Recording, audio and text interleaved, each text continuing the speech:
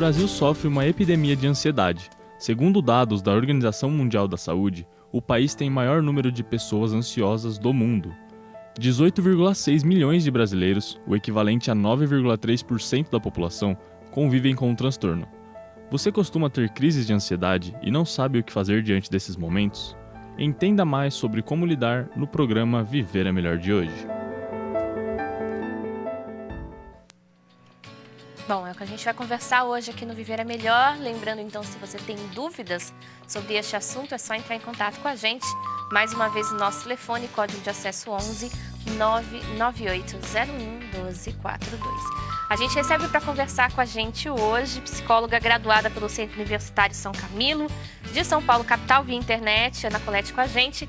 Ana, primeiramente, boa tarde. Muito obrigada pela sua participação aqui no Viver é Melhor. Boa tarde, Letícia, eu que agradeço o convite. Boa tarde a todos.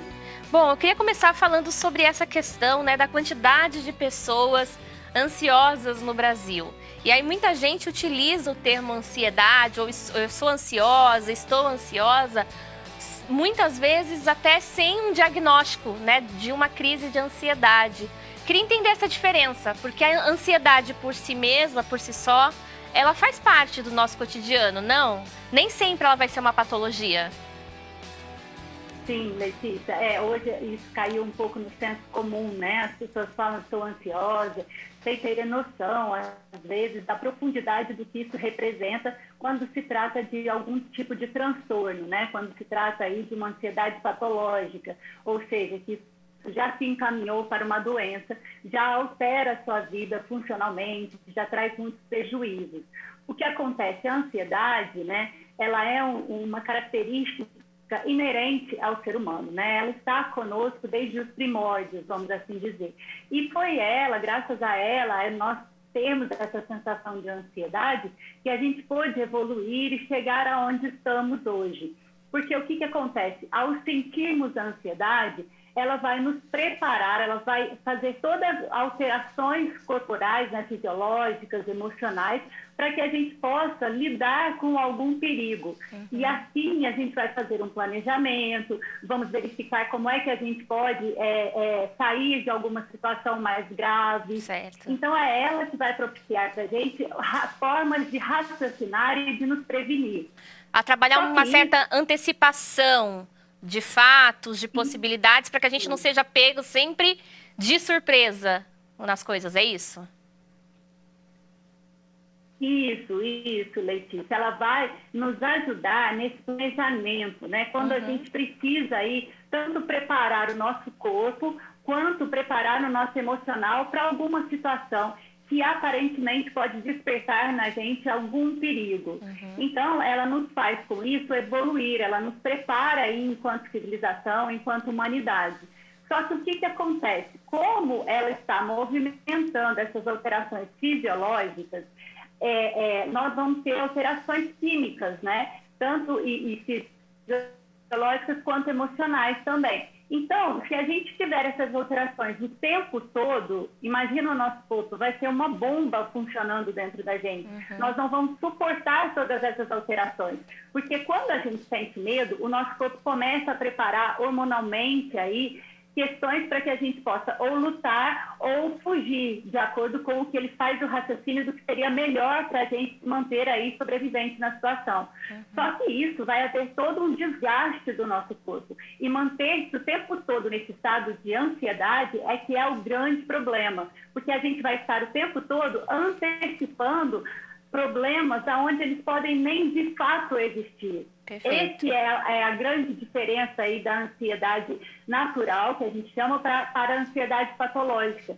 Na ansiedade patológica, vai haver aí uma exacerbação desses prejuízos, porque na maior parte do tempo eu vou ter consequências que eu vou estar o tempo todo em estado de alerta, os meus pensamentos vão estar muito negativos, eu vou estar o tempo todo me colocando toda a minha energia psíquica nessa disposição de encerrar aquele perigo. Então, eu não vou conseguir, por exemplo, investir em outras áreas da minha vida. Eu vou ficar muito presa a essa área que esteja atraindo a minha atenção através da ansiedade.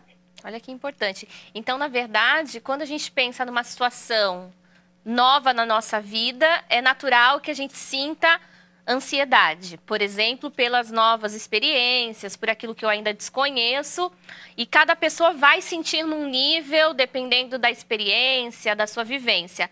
Quando eu começo a ter essa situação, até em coisas que não deveriam ser disparadoras dessa ansiedade, eu já posso desconfiar que talvez aí eu já tenha um problema. Sim, exatamente. O que acontece? A ansiedade é muito subjetiva, ou seja, cada um vai senti-la de uma maneira. Sim. Por quê? Porque ela envolve tanto aspectos fisiológicos, biológicos, genéticos, como sociais e ambientais. Então, cada pessoa, de acordo com a sua vivência, na sua família e da sua própria genética, vai desenvolver uma forma de lidar com a ansiedade. Tanto é que, por exemplo, vamos trazer aí um exemplo muito comum e que muitas pessoas passam por uma ansiedade muito grande quando se tem que fazer uma primeira entrevista, né, com um chefe, ou quando se tem que falar em público. O que acontece? Para algumas pessoas, isso traz um terror muito grande. É como se elas estivessem diante aí, a gente pode pegar um exemplo aí dos nossos primórdios, diante de uma fera muito grande. E elas se sentissem muito pequenas, muito inseguras, e elas não sentem que elas têm capacidade, elas não acessam as ferramentas, né, possíveis para que elas lidem com aquela situação. Então, isso vai gerar nelas extremos estados de ansiedade. Já para outras pessoas, por exemplo, ter que discorrer em público ou fazer uma primeira entrevista com o chefe, não vai ocasionar nenhum problema, porque ela consegue lidar com isso de uma maneira mais funcional, mais saudável, não vai trazer tanta exposição assim, ela não vai sofrer antecipadamente tanto, ela vai conseguir lidar com isso de uma maneira mais natural. Ela pode, por exemplo, sentir aí alguns dos efeitos. Ela pode ter uma noite mais, assim, não tão bem dormida, ela pode ficar aí despertando a todo instante, mas no outro dia ela consegue se colocar, ela consegue cumprir aquele objetivo, ela reage àquela ansiedade trazendo uma solução proativa, positiva. Então, a ansiedade não a domina, ela consegue fazer o inverso, ela consegue lidar com essa ansiedade, trazendo aí uma planificação das emoções e amadurecendo com essa experiência, possibilitando um alargamento da personalidade dela ao integrar essa nova experiência. Isso, a ansiedade do lado positivo. Se a ansiedade está me privando de experiências, se ela está me impossibilitando de fazer determinadas coisas, talvez já seja o momento de eu procurar uma ajuda especializada para lidar com essa ansiedade que já está num nível que não é saudável, é isso? Sim, o que a gente pode entender como um fator primordial para que a gente possa começar a procurar ajuda? Quando eu começo a ter muitos comportamentos evitativos. Então, por exemplo, se eu tenho uma ansiedade aí social, eu começo a ter uma fobia, eu não consigo mais me relacionar com as pessoas, isso já começa a trazer em mim as situações, os sinais e sintomas de desespero, tremor, uma boca seca, o medo. Eu já começo a fazer um planejamento, só que esse planejamento é todo negativo. Eu começo a imaginar, nossa, quando eu estiver lá, naquele lugar, todas as pessoas vão estar olhando para mim, a minha roupa não vai estar tão adequada assim. Ah, mas eu engordei 4 quilos, como é que será que as pessoas vão reagir a mim? Eu só consigo identificar todas as questões negativas. Então, o que vai acontecer comigo?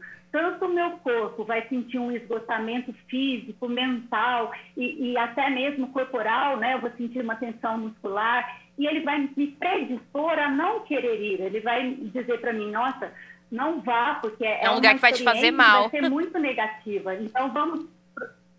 Exatamente, ele vai dizer, proteja-se, não vai lá. É melhor você evitar esse lugar. Então, quando a gente começa a fazer isso, esse é o grande perigo, porque aí a gente começa a perder oportunidades em todos os níveis, aspectos da nossa vida, profissionalmente, emocionalmente, com os nossos relacionamentos. Eu começo a ter mais medo, mais projeções negativas e eu começo a viver o quê? Uma realidade muito reclusa, eu começo a me restringir. Então, eu vou evitando qualquer coisa que possa despertar em mim aquela sensação que eu senti ou com alguma vivência real ou até mesmo com alguma vivência imaginária. Isso que eu ia perguntar, porque nem sempre é da experiência já vivida, né? A antecipação da experiência pode também causar uma sensação de angústia profunda àquela pessoa, que ela vai construindo no imaginário dela, torna realmente muito poderoso e impossibilita ela de vivenciar qualquer situação, não é mesmo? Sim, Letícia, essa é uma grande questão. Por exemplo, na psicologia, a gente diz que nem sempre a gente precisa ter acesso à verdade dos fatos, porque o que realmente importa é a verdade com que aquela pessoa sentiu aquela situação ou possivelmente imaginou aquela situação.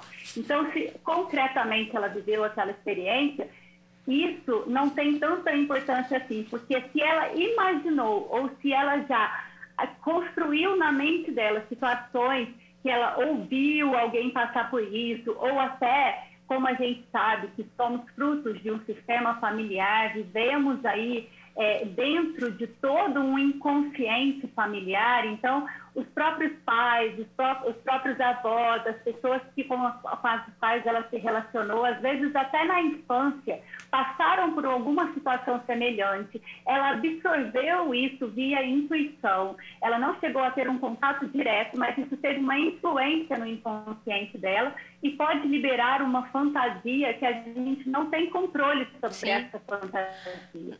Pode ser que um dia ela teve uma experiência negativa com um gato, por exemplo, e isso, 10 anos mais tarde, não necessariamente ela vai ter uma fobia de um gato. Esse objeto pode ser deslocado para uma outra fobia que ela nem imaginava estar correlacionada a esse gato. Então, somos seres muito complexos, né?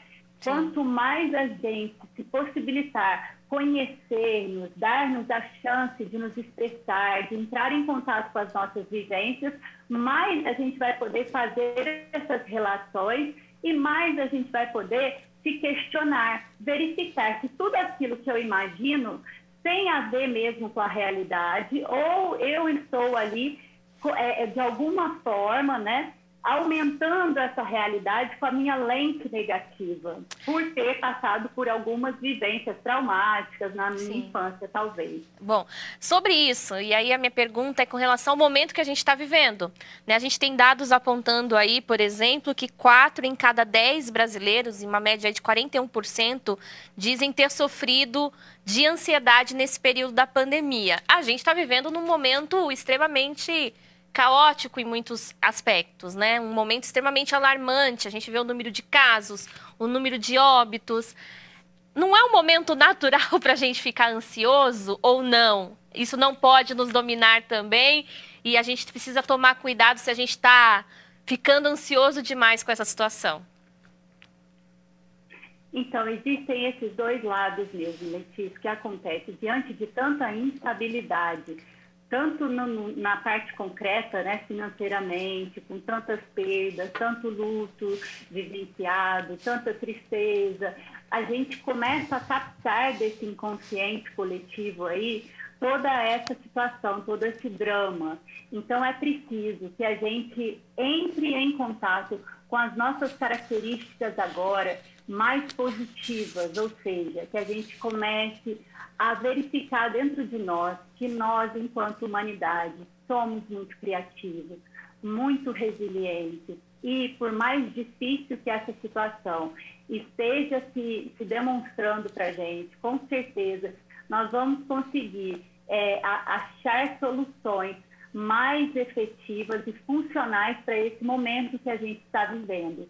Então, se eu começar a escutar muitas notícias negativas, a estar o tempo todo em redes sociais que só me trazem informações que nem sempre correspondem à verdade, se eu me mantiver em grupos de WhatsApp que aumentam esse estado de ansiedade que já está tão exacerbado, eu vou estar me correspondendo psiquicamente com essas situações.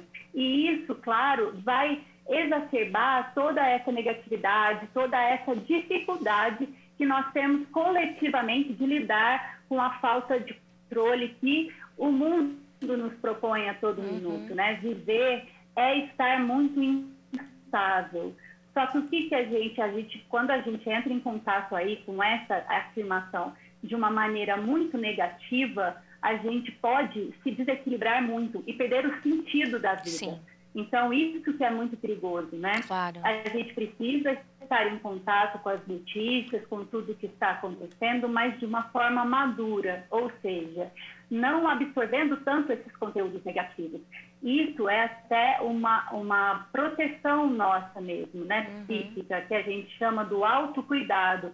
Quando eu começo a escolher as pessoas que eu converso, quando eu começo a escolher os assuntos, quando eu começo a me distanciar de situações que possam trazer para o meu estado psíquico e emocional uma instabilidade muito maior do que a que já estamos enfrentando.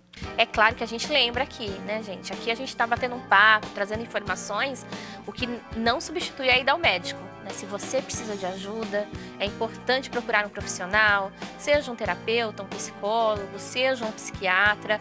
Quando a gente fala de saúde mental, a gente não pode ter preconceito.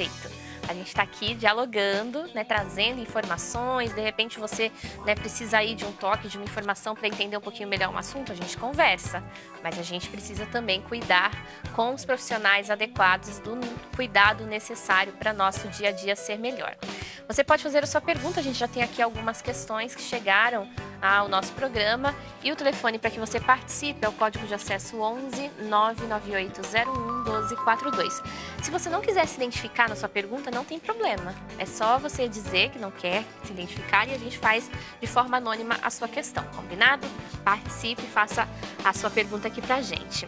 A gente está com a Ana aqui com a gente, conversando, dialogando sobre o assunto de hoje. A Ana Colette, de São Paulo, psicóloga formada pelo Centro Universitário São Camilo. E Ana, uma pergunta que chegou aqui é de Goiânia, a Lineiva. Ela diz que tem sofrido bastante com a questão da depressão e também da ansiedade. E aí eu tenho duas perguntas. Eu vou fazer primeiro uma, depois eu trago a pergunta da Lineiva aqui, que é uma questão importante. Ela menciona a depressão. Uma pessoa que sofre de ansiedade ou desenvolve o transtorno de ansiedade pode também desencadear outros transtornos mentais? É comum que aconteça, né, a ansiedade desencadeando uma depressão, ou síndrome do pânico, ou outras doenças também?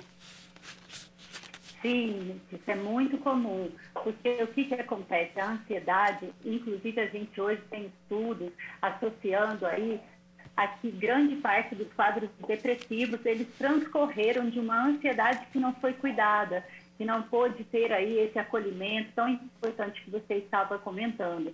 Porque o que ocorre com a ansiedade, né? A pessoa, ela vai começando, lembra que a gente falou um pouco no início, que ela vai ficando muito restrita por causa dos comportamentos evitativos dela. Então, ela vai se isolando socialmente, ela vai deixando de participar ativamente, ela vai ficando com receios cada vez maiores, tanto de se posicionar profissionalmente ou de se posicionar com um parceiro. Ela vai criando situações muito negativas. E isso vai gerando consequências para ela muito graves, né? E ela pode, sim, se sentir aí, de alguma forma, muito afetada psiquicamente e perdendo muita energia. E aí ela vai começando a criar um quadro dela de uma autoestima tão desfavorecida, porque ela ficou tão restrita, que ela passa concomitantemente a ter também um quadro depressivo. Então, por isso que a gente precisa, logo que a gente começar a reconhecer alguns sinais e sintomas aí ansiosos, a gente procurar ajuda, começar a verificar como é conversar com a nossa ansiedade, né? Expressar ela com alguém, pedir essa ajuda para que a gente possa atuar o quanto antes de chegar a desenvolver outro transtorno. Outro transtorno muito comum também que acontece é porque as pessoas acabam ficando tão tensas que elas procuram aí saídas em outras substâncias químicas, como o álcool, o uso de drogas, né? Isso a gente sabe o quão sofrido esse transtorno pode ser. Sim. Então, é muito perigoso a gente deixar a ansiedade ir se naturalizando na nossa vida, como Sim. se ela fizesse essa ansiedade patológica, né? Sim. Como se ela fizesse parte aí da nossa estrutura, da nossa personalidade. A gente pode vir a ter uma vida muito mais saudável, galgando passos muito mais positivos. Isso é uma coisa importante, né, doutora? A gente não pode normalizar a infelicidade. Às vezes a gente vive num mundo em que parece que tá tudo bem ficar triste, que faz parte mesmo do jeito que a gente é, e a gente vai normalizando essa angústia, essa tristeza e esquece que a gente pode ser feliz, né? A gente pode ter uma vida mais leve, a gente pode encontrar caminhos mais saudáveis para viver, né? Sim, e isso é muito importante a gente poder falar, porque o que acontece? Como a gente depende dos nossos sistemas familiares, às vezes, pelo que a gente viu, pelo que foi construído, tanto relacionalmente entre os nossos pais, né, entre os nossos avós, eles, pelas dificuldades enfrentadas por eles, sem nenhum julgamento, isso que nós estamos falando, construíram, às vezes, uma vida em que não puderam se permitir vivenciar aí a felicidade, uma harmonia. Eles estavam muito comprometidos fisicamente e emocionalmente. Mas a gente precisa conseguir dar esse primeiro passo em direção a uma vida mais amorosa, né? Que engloba esse nosso poder se olhar primeiro, para que a gente, se olhando, vendo as nossas questões, a gente consiga também acolher esse outro e transformar todas as nossas relações, né? Sim, é preciso a gente sair desse estado aí, da normalização de padrões. Às vezes as pessoas me falam muito aquela frase da música, né? Eu nasci assim, você sempre assim. E a gente não precisa, né? Estamos aqui. É uma frase que eu costumo contestar muito, né? A gente pode querer ser diferente, a gente pode aí romper com os padrões familiares negativos. A gente não precisa carregá-los na nossa mochila, né? Eu costumo brincar assim que a gente tem uma mochila, a gente honra e agradece, e o que for preciso a gente transforma até para as nossas gerações posteriores poderem ter uma vida emocionalmente, psiquicamente, fisicamente também mais apta, mais saudável, né? Deixar um mundo melhor significa curar-se e possibilitar essa cura para todos os outros indivíduos. É, né? verdade. A gente nasceu para se melhorar, né? Para crescer, para evoluir, para aprender, para ensinar. E são coisas assim que a gente não pode perder a oportunidade. Voltando aqui para a pergunta da Lineiva, ela fala sobre as crises de ansiedade que ela enfrenta, que impossibilitam ela de dormir. Ela diz que ela tem dificuldade de dormir mesmo com medicamento. E essa mudança da pandemia também tem feito muita gente, talvez até pela mudança de rotina, com dificuldades de dormir. A ansiedade causa isso mesmo, doutor? E como que a gente lida com esse e outros sintomas que a ansiedade exagerada traz para a gente? Então, a ansiedade causa isso sim, inclusive hoje em dia a gente até fala numa ansiedade noturna, né? Porque o que acontece? Às vezes, quando chega no final da noite, é que a gente tem tempo de trazer aí essa reflexão do que a gente fez, o que a gente conseguiu, como é que a gente lidou com o dia a dia. E muitas pessoas começam a fazer isso de uma maneira muito perfeccionista, controladora e querendo sempre se punir, né? Então, aí é que mora o perigo, porque o que acontece? De novo, a gente está se preparando para dormir, para repousar, a gente vai poder se dar esse descanso. Se nesse momento tão sagrado de reconstrução do nosso eu, a gente começa a desenvolver aí estratégias que são inconscientes, né, Letícia? Ninguém faz isso porque quer, faz isso porque está atrelado aí a muitas questões que já foram crescendo com a pessoa, por isso a necessidade da terapia para ressignificar tudo isso. Mas se nessa hora que ela vai poder reconstruir esse sono dela, reparar-se, doar todo esse amor a ela mesma, ela começar, né, a fazer toda essa cobrança, essas punições, eu não consegui fazer isso, o meu chefe vai achar que eu não fiz isso, amanhã eu tenho que fazer isso e aquilo, a minha agenda, né? Ela já começa a desenvolver no próprio corpo dela essa evitação de dormir. Porque imagina, se antes de eu dormir, né, eu já começo a me punir desse jeito, novamente entra o meu corpo, que é muito sábio, e diz, não. Então não durma. Toda vez que ela vai dormir, ela já começa com esses pensamentos, então é melhor não dormir. Exatamente, já começa a disparar essa mensagem, né, de maneira inconsciente, mas isso está o tempo todo funcionando no nosso corpo. E aí, no outro dia, a pessoa vai se sentir extremamente irritada, cansada, improdutiva, e com certeza ela não vai conseguir dar conta daquilo que ela desejava, e ela vai ter conseguido, de maneira inconsciente, fechar esse ciclo de punição aí, que ela, de alguma forma, começou a construir. Então, por isso que é muito importante a gente se perceber, né? Perceber como a gente está lidando conosco mesmo. Será que estamos sendo tão exigentes de nós mesmos? Ainda mais, Letícia, agora, diante de tantas questões que estamos enfrentando, né? Sim. Todos nós estamos aí diante de uma pandemia, todos nós temos medo. Então, ao invés de a gente se cobrar uma postura muito dura conosco mesmo, também é muito necessário que a gente acolha as nossas dores, acolha as nossas dificuldades e se reoriente a partir disso, né? Se perceba, será que eu não estou me cobrando muito? Será que eu não estou me exigindo muito? Como é que eu posso dar um novo... A gente teve uma queda do sinal, a gente está falando pela internet, a gente vai restabelecer contato com a Ana, mas isso é muito importante, né? Esse diálogo, essa reflexão sobre nós mesmos e o acompanhamento médico, né? O acompanhamento profissional. Então, a gente falou aqui do uso de medicamentos, o remédio ele precisa ser acompanhado do psiquiatra, que é quem pode receitar esse remédio. O processo terapêutico ele é aliado ao tratamento psiquiátrico. Além disso, né, o apoio familiar, a vivência da religiosidade, e aí eu não estou falando de uma ou outra religião, né, mas de todas as religiões, independente de qual for a sua escolha, a prática da caridade, fazer o bem. Muitas pessoas, por exemplo, não têm religião, encontram como, né, o equilíbrio para suas vidas também. Fazendo bem, praticando a solidariedade. São muitas as formas que a gente tem possibilidade de buscar para termos saúde, para termos equilíbrio. O que não podemos é desistir. Todas essas ferramentas são possibilitadas a nós pelo Pai Celestial para que possamos encontrar saúde, felicidade verdadeira, cuidado. Por isso que é tão importante a gente dialogar sobre esses assuntos, conversar sobre esse tema.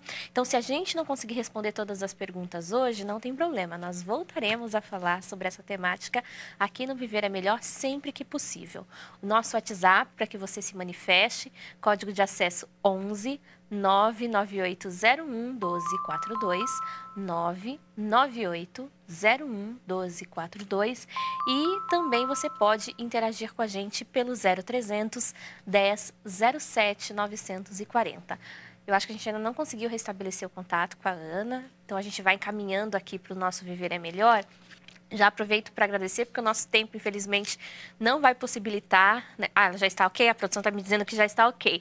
Então, a gente volta, Ana, mais para a gente trazer aqui o encerramento do nosso bate-papo, da nossa conversa. Infelizmente, o nosso tempo já está se esgotando, mas você falava da busca desse cuidado, né, maior. Eu acho que essa fala final é importante.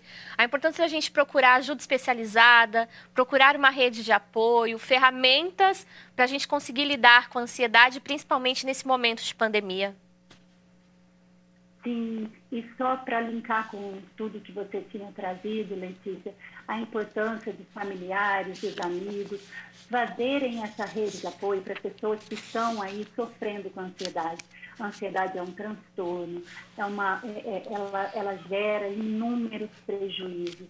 Só quem já teve uma crise de ansiedade sabe o quanto é difícil passar por essa crise, que às vezes é meia hora ou uma hora, mas que para aquela pessoa é uma sensação tão forte, tão grave de um sofrimento, que a impossibilita até, né? Ela chega a achar que ela está toda louca, que ela vai, né, se perder a sua própria vida.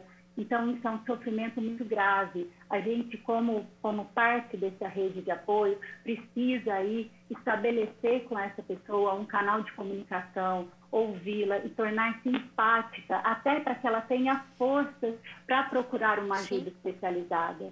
Então, é muito importante não criticá-la, não dizer que a ansiedade é isso mesmo, porque é um transtorno. e deixa prejuízos muito grandes na vida dessa pessoa. Então, Sim. quanto antes ela puder ser ajudada com mais carinho e com muita empatia, ela vai conseguir se reestabelecer. Perfeito. Ana, muito obrigada pela sua presença. Infelizmente, o nosso tempo já se encerrou no dia de hoje, mas nós voltaremos a conversar. Seja sempre bem-vinda. Eu que agradeço, Letícia. Um beijo enorme para você e para todos. Obrigada. Obrigada.